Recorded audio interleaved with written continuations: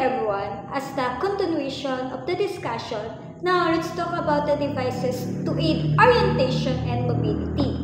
So the first one is the monocular telescope. So it is a type of compact optical devices that really helps individuals to see distant objects. So it can be handheld or pwede din itong i-attach into eyeglasses. Yung device na to is very helpful siya, especially for those visually impaired persons kasi it helps them to view or see street signs and landmarks. The second one is the flashlight. So, may mga individuals kasi na merong night blindness. By the use of flashlight, it provides extra light, especially doon sa mga areas na talagang madilim. So, dito may tinatawag tayong two types of flashlight. The first one is the white beam flashlight. So, it used to light up a pathway. So helpful siya especially kapag nagta-travel. So, the second one naman is the narrow beam flashlight. It is a type of flashlight na ginagamit to see or to read street signs and addresses. Long cane. As we can see in the picture, long cane is a long stick. So, commonly used talaga siya ng mga visually impaired persons for mobility. Yung tool na to is nakaka-help siya para makadetect ng obstacles like, for example, may nakaharang ba sa harap or may pader ba. Mas madedetect siya ng visually impaired persons like, and then yung pag-change din ng terrain, and then yung steps nga or yung paglalakad nga. So, using this, it allows the users to move safely and independently in their surroundings or environment. Visor or sunglasses. May mga visually impaired persons kasi na talagang sensitive sila or nakakapil sila ng discomfort kapag nasisinagan sila ng liwanag. So, it's advisable for them to use visor or sunglasses kasi it helps them to manage the light angle na tumatama directly to their eyes. So, by the use of sunglasses, it can also provide them a protection against the UV rays. Number 5 is compass. It's a navigational tools. So like braille and talking compasses, it also helps sa mga visually impaired persons to determine directions. So yung braille compass is siya yung type ng compass na naka-raise yung indicators niya para magamit ng visually impaired persons. And yung tactile senses nila, while yung talking compasses naman, it provides verbal directions. Tactile maps. Ito yung maps na naka-designed to be read by touch. And naka-raise yung mga surface ng map to represent roads, buildings, and landmarks. It helps to assist in navigation. So dito is para magamit siya ng user is napipili nila yung map and nabivisualize nila at the same time yung lugar na pupuntahan or yung mismong location nila. GPS receiver. So it provides real-time location information. So yung GPS is piniferred siya with computer or smartphone. It helps individuals to navigate new place by giving them directions, distance, and also the street layout. Optical devices. Optometrist, ito yung mga doctors na nagpo-provide ng eye exams, treatment for common eye conditions, and corrective eyewear. While yung ophthalmologist naman, sila naman yung mga doctors na nagpo-perform ng surgery and treats more complex or severe eye disorders.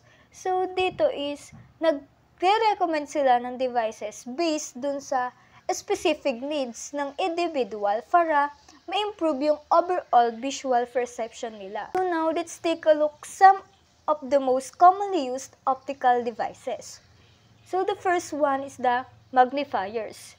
So, yung magnifiers, it is a device na gumagamit ng lens para ma-enlarge yung objects or text, making them more easier to see.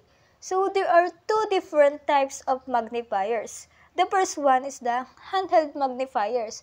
Ito naman is portable and easy to use for reading small text. And the standalone magnifiers naman is, ito yung naka-place siya sa table without using hand. So, usually ginagamit siya para kapag nagsusulat is hindi na need tabanan. And last naman, yung magnifiers na naka-attach into the eyeglasses. The second one is the monocular telescope. So, ito yung small device na nakaka-help sa individuals para makakita ng mga distant objects. So, pwede itong gamitin to view objects indoor or outdoor man. So, eyeglasses. It is one of the most commonly used optical devices. Yung eyeglasses, it contains special lenses to correct vision problem. So, nakaka-help to para mag-focus yung light onto the retina to improve vision. And here, merong two types of lenses. The first one is the plus lenses. So, ito yung nag-help sa mga individuals na struggle to see up close or yung far-sighted. And the second one naman is the minus lenses. Ito naman is help those who have trouble seeing far away or the nearsighted. Number 4 is the augmented reality system or AR systems. Ito naman yung mga advanced device na nagpro-provide or nagpro-project ng digital image onto the user's field of vision. So yung technology na to, it allows users to see additional visual information on their surroundings or environment. Reading print. It's about how to help students with low vision to read better. So, yung mga learners with low vision but still can read print, sila yung mga need talaga ng right support. So, it's essential na magkaroon ng reading print assisted by special aids or the use of auditory and tactile senses. And also yung mga teachers for the visually impaired, they play an essential role in helping these students to maximize their remaining vision. So here, merong 3 approaches that the teachers can use to help learners with low vision to read more effectively. So the first one is the approach magnification. So dito is gumagamit ng magnifiers or enlarging materials to make text easier to see. So the second one approach naman is the lenses. Dito naman is they are using a special prescription lenses that can improve reading ability. And last is yung large print. So yung text is need niya ng larger fonts and high contrast para ma-enhance yung readability. And it also includes na yung mga reading materials. It should be adapted to match each student's reading ability level or functional vision ability para ma-ensure yung engagement nila with the content of the reading print in more effectively. So, for learners with low vision, dapat i-consider ng printing press yung mga several factors para ma-ensure yung readability and accessibility ng reading print.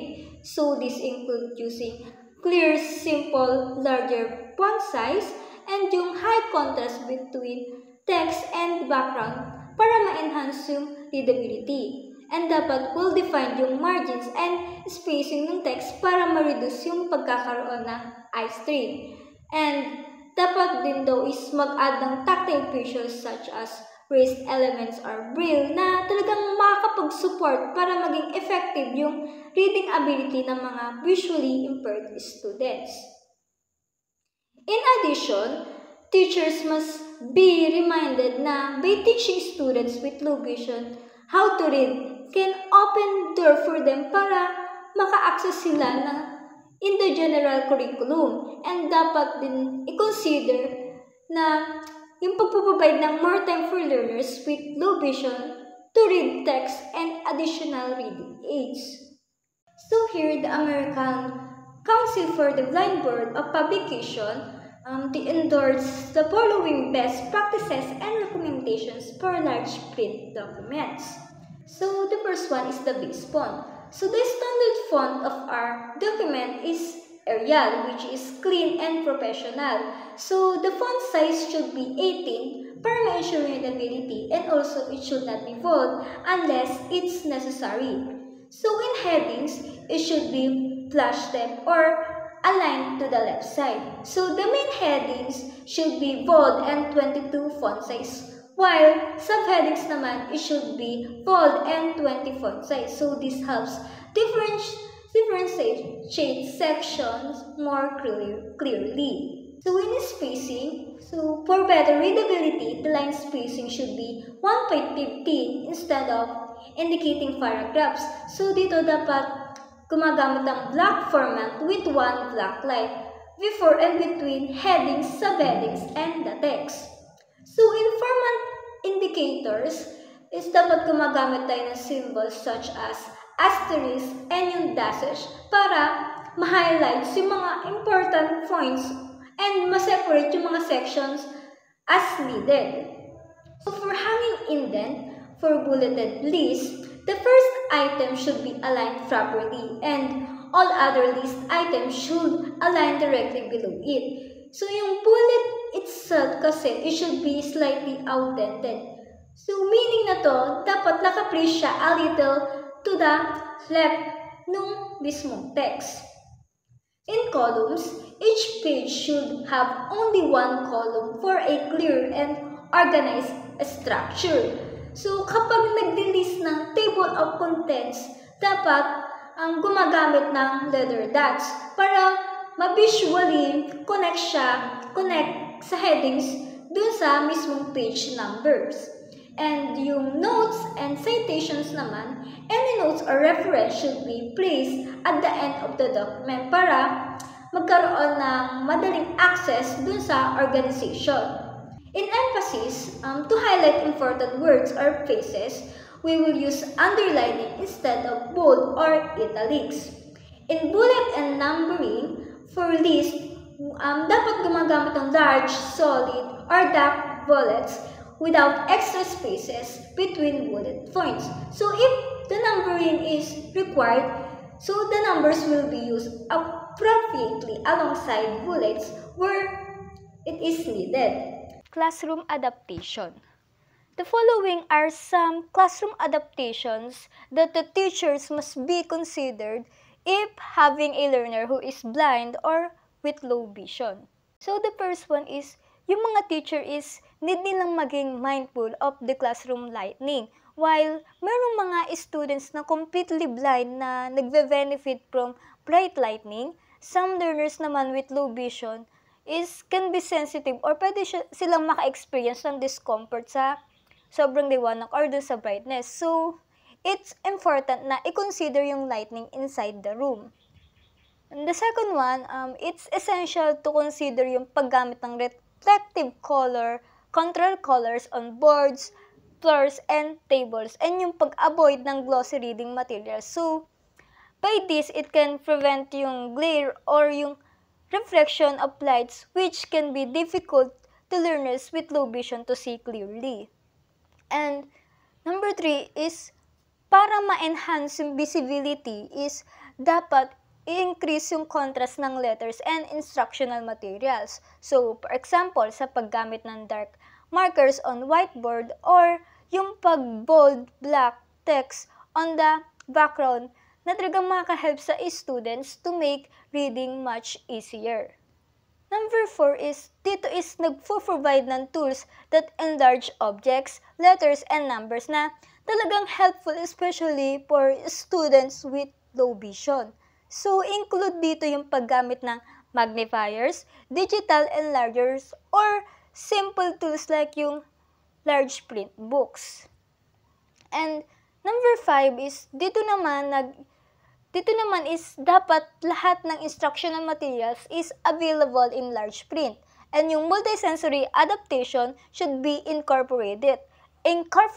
So, it includes the use of audio materials or recording, braille or tactile elements na mas makaka-help for them to support their learning. And in number 6 naman, dito naman is dapat din i-consider yung seating arrangement. So, yung mga students sa nearsighted is they should sit closer to the board. And yung farsighted naman is they need to sit further away to the board. And number 7 is the cluttered classroom. So, cluttered classroom can cause distraction, especially sa mga students with visually impairment. So, dapat i-consider na kapag nagdi-display sa isang room is dapat yung mga important learning materials lang para makapag-create ng more focused learning environment. Yung mga students, it's dapat allowed sila to use optical devices like visors, sunglasses, or eyeglasses if needed. So, by the use of this is nakaka-help to sa kanila para ma-reduce yung glare and to aid their vision to make learning experience more comfortable. And last is, as long as possible, dapat gumamit ng real objects instead na i-feature lang doon sa mga visually impaired students. Like, for example, this is a fan. So, and the fan is long since they cannot use their vision. Hindi nila mabivisualize yung thing na sinasabi. So, they need real objects na mahahawakan nila so that they can use their tactile senses and para magkaroon sila ng better understanding through touch and interaction. The expanded core curriculum. So, the expanded core curriculum or ECC, it is a specialized set of skills and knowledge na nakadesign talaga siya for students with visual impairments and it is required for them na kumuha nito from birth to onwards. So, while normal students follow standard curriculum, learners with visual impairments, they need to learn important skills in specific areas to help them to become more independent and successful in life. Assistive technology. It includes the use of tools and devices na nakaka-help sa mga visually impaired students to improve their communication, learning, and daily activities. So, include dito yung paggamit ng high-tech devices like magnification software, mobile devices, and braille note keepers. And in addition, includes din dito yung paggamit ng no-tech devices like brailles, abacus, optical devices, or tactile learning materials.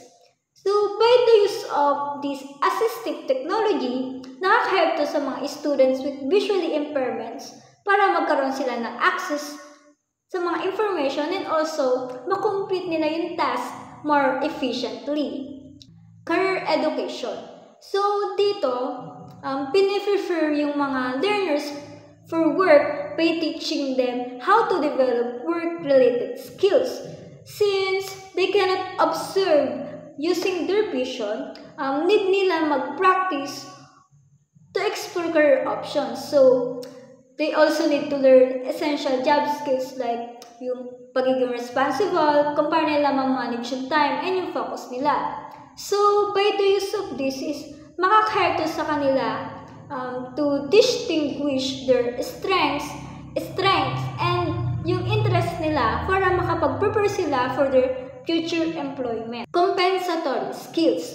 So, ito naman yung mga skills about abilities na need nila para makasabay sila or to effectively engage in the standard curriculum. So, include dito yung pag-aaral nila how to use braille, tactile practices for the readings, and also yung mga audio materials and language for their communication. And yung pag-organize nila ng study skills nila for their academic success. So, yung mga skills na to is, it can bridge the gap and help visually impaired students to keep up with their sighted peers. Number 4 is independent living skills. So, these skills naman is nakapokus siya on how a visually impaired students can take care of themselves and many daily tasks. So, include dito yung how they can dress themselves and yung personal hygiene nila. So, yung mga cooking and eating skills nila and also kung paano ba nila ma-manage yung money and time. So, since students with visual impairments cannot learn this by observing or watching others, need nila ng structured lessons and practice para maging independent sila. Orientation and mobility. So, dito naman is yung mga students with visual impairments is They are learning how to move safely and independently in their environments. So, dito is nagiging sila ng knowledge about themselves and their surroundings, like for example, yung home nila, school, and yung community. So, yung orientation and mobility is marami siyang sakop na skills, including body awareness and spatial relationships to help them to understand their surroundings. So, here, they are also learning how to use public transportation to allow them to travel confidently. So, kapag meron silang orientation and mobility skills, is makakagain sila ng independence and confidence in moving around in their surroundings or environment. So, number 6 is the recreation and leisure. Students with visual impairments may not aware kung ano ba yung mga available recreational activities for them. So, they need guidance to explore different options. So, includes dito yung sports, hobbies, and games na talagang nakakakuha ng interest nila.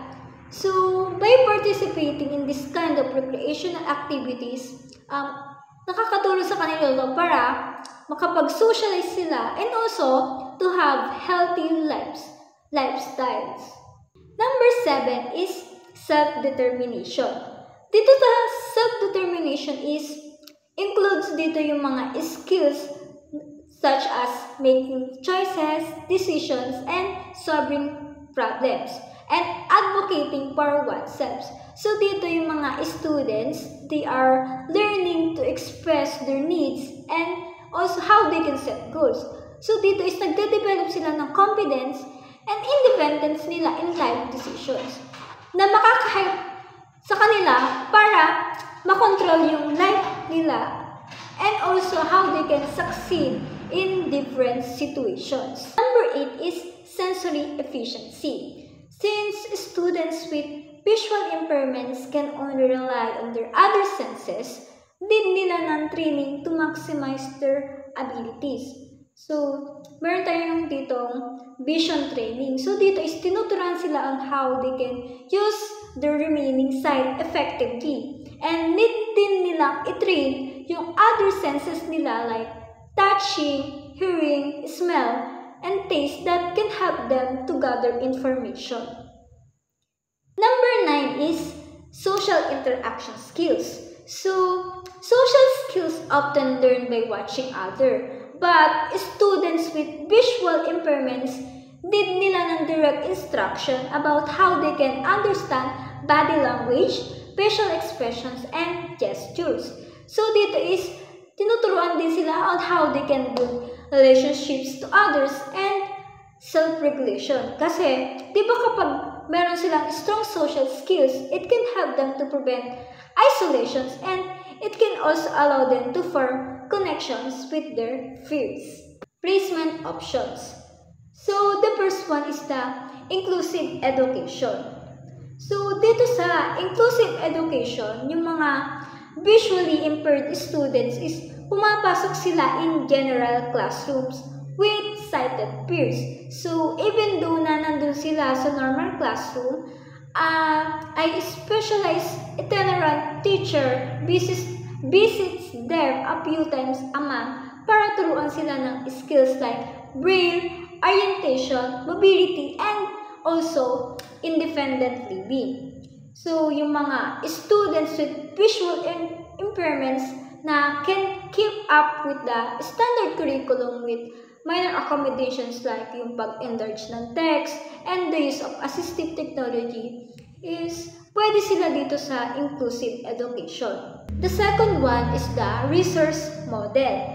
So, dito naman sa resource model, yung mga students with visual impairment is pumapasok sila in general classroom as part-time. And at the same time, with additional instruction in a resource room for specific skills, dito naman is merong specialized teacher na nagpo-provide ng regular one-on-one instruction in braille, orientation, and mobility, and independent living skills. So, pwede dito yung mga students na need ng more intensive instructions or ng extra attention in specialized areas but can still participate in general education for most subjects. So, for example, mayroong students na nag-aaral ng math and science in a regular classroom but goes to a research room for real instruction and cane training for a part of the day. Number 3 is special classes and schools. So, dito naman is sineseparate na yung mga students with visual impairments. So, dito is nag-provide na ng fully adapted curriculum, assistive technology, and highly trained staff provide comprehensive and a full-time support. So, yung mga students with more complex needs is required sila na kumuha ng specialized learning environment to develop their independence and academic skills. For example, mayroong student na completely blind talaga and also mayroon pa siyang additional disabilities. So, ito yung type ng student na need talaga umattend ng special classes kung saan matututo sila with small class size and also mayroon ding advanced braille technology.